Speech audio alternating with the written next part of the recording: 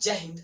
तो आज हम लोग देखने वाले हैं स्टेबलाइजर के बारे में, फ्रिज के बारे में और मोबाइल चार्जर के बारे में। ये जो चीजें हैं ना, ये हमारे डेली डे लाइफ में यूज होने वाली चीजें हैं, लेकिन हम लोग यूज तो करते हैं। जैसे फ्रिज को जाएंगे, वहां पर बोतल में पानी रखेंगे और उसको ठंडा करके पी लेंगे, लेकिन वो आखिर ठंडा कैसे होता है?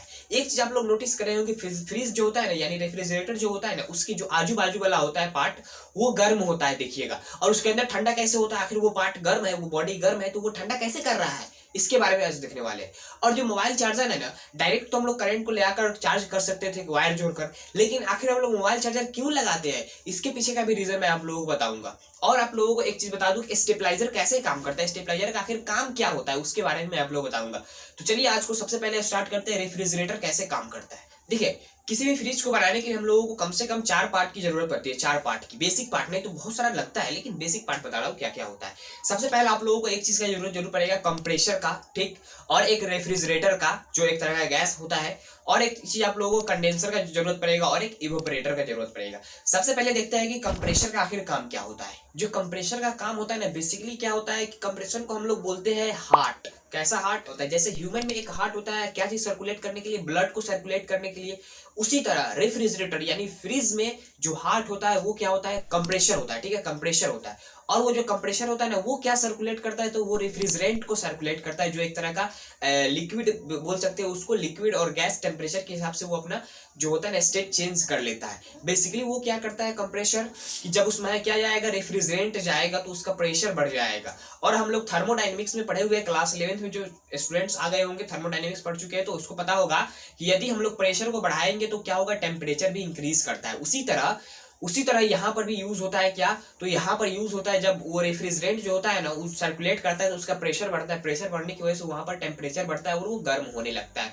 जैसे बाईसाइकिल में हम लोग क्या करते हैं, पंपिंग करते हैं, यानी हवा भरते हैं, तो वहां पर बेसिकली क्या होता है, उसमें प्रेशर बढ़ता है, और प्रेशर के साथ साथ वो क्या होता है, गर्म भी हो जाता है। अभी जो कंडेंसर होता है, इसका काम क्या होता है? देखिए, कंडेंसर बेसिकली कहां पर सबसे पहली बात सेट होता है, वो जो फ्रिज होता है ना, उसके बैक साइड में पीछे की तरफ कंडेंसर सेट होता है, ठीक। और उसका काम क्या होता है? उसका काम बेसिकली यही होता है कि कूल करना। क्या चीज को? तो वो जो रेफ्रिजरेंट, उसको कूल करना। सबसे पहले वो हॉट हुआ था, वो क्या चीज था, लिक्विड फॉर्म से गैस फॉर्म में आया, उसके बाद उसको ठंडा करने का काम कौन करेगा? तो यही करता है, कंडेंसर करता है उसको ठंडा करने का काम, गैस से लिक्विड में ले जाने का काम। अब थोड़ा सा देखते हैं इवेपोरेटर के बारे में। इवेपोरेटर जो होता है ना, वो क्या चीज के अंदर होता है, तो फ्रिज के अंदर की तरफ होता है, जो आप लोगों को दिखाई नहीं देगा। और उसका काम क्या होता है? उसका काम यही होता है कि जो फूड्स होता है, यानी जो भोजन होता है ना, जैसे हम लोग रख देते हैं फ्रिज में, तो उसको ठंडा करके रखना, उसको नॉर्मल टेम्परेचर पर देना कि वो खराब ना हो, उस कंडीशन को बनाए रखता है कौन? तो इवेपोरेटर। ओवरऑल बात यही है कि जो फ्रिज होता है ना, फ्रिज का काम चीजों को ठंडा करना नहीं है, ठीक है। उस जो इन्वायरमेंट में रखा गया है ना, उस फूड को, जैसे फ्रिज एक तरह का अंदर का खुद का इन्वायरमेंट क्रिएट करता है। कैसे?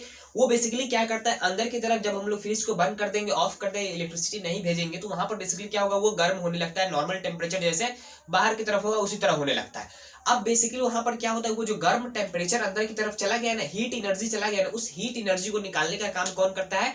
तो ये फ्रिज करता है। फ्रिज बेसिकली उसको ठंडा नहीं करता, उसके अंदर का जो हीट होता है ना, उसको निकालता है, और वो खुद ब खुद ठंडा होने लगता है। क्या चीज की वजह से? रेफ्रिजरेंट की वजह से। तो ये तो हो गया फ्रिज का कहानी। अब देखिए, फ्रिज सेट हो गया, समझ गए इसके बारे में। अब देखिए, कभी कभी क्या होता है, गाँव विलेज में क्या होता है बेसिकली कि लो वोल्टेज वाला करंट आता है, तो वहां पर वो फ्रिज नहीं चलता है अच्छी तरह से। उस फ्रिज को चलाने के लिए हम लोग को क्या करना है, तो हम लोगों को एक चीज की जरूरत पड़ती है, स्टेबलाइजर का, ठीक है। स्टेबलाइजर क्या होता है बेसिकली, वो उसका काम क्या होता है मैं आप लोगों को अभी बताता हूँ।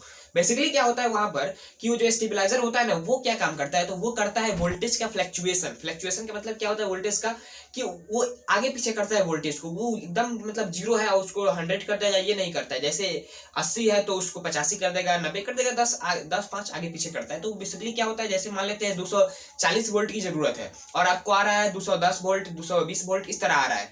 तो वहां पर वो जो क्या होता है, वो स्टेबलाइजर होता है ना, वो उसको आगे की तरफ बढ़ा देता है वोल्टेज को। वो क्या होता है, इनपुट आएगा 220 वोल्ट, और वो वोल्ट स्टेबलाइजर क्या करता है, उसको आउटपुट देता है कितना, तो 240 वोल्ट। यानी जितना जरूरी है, जितना पर सेट करेंगे, उसका कांटा आप लोगों को देखेंगे वहां पर, तो वो जितना सेट करेंगे उतना वो देगा। तो यही कार्य होता है क्या चीज का, तो स्टेबलाइजर का। ये नहीं सोचना है कि हम लोगों को देंगे 100 लेंगे 240, तो ये नहीं होगा, ठीक है ना।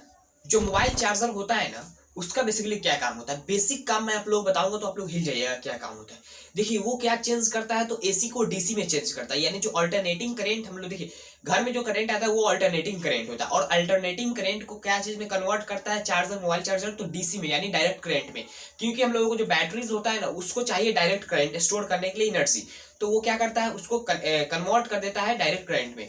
अब यहाँ पर बेनिफिट बहुत सारा है हम लोगों को। देखिए चार्जर से बेनिफिट यही है कि वो एक लिमिट में चार्ज करता है। बेसिकली चार्जर क्या करता है, जैसे मोबाइल को क्या चाहिए तो 100% फुल्ली चार्ज हो गया है, उसको ओवर चार्जिंग नहीं करने देता है, वो क्या तो चार्जर नहीं करने देता। देखिए जब अब देखिएगा कि जब मोबाइल चार्जर फुल 100% हो जाएगा ना उसके बाद वो रुक जाता है। क्यों? क्योंकि ये मोबाइल चार्जर की वजह, यदि लोकल मोबाइल चार्जर लेंगे तो वो आप लोगों को खतरनाक हो सकता है, वो वहां पर आप लोगों का मोबाइल भी ब्लास्ट कर सकता है।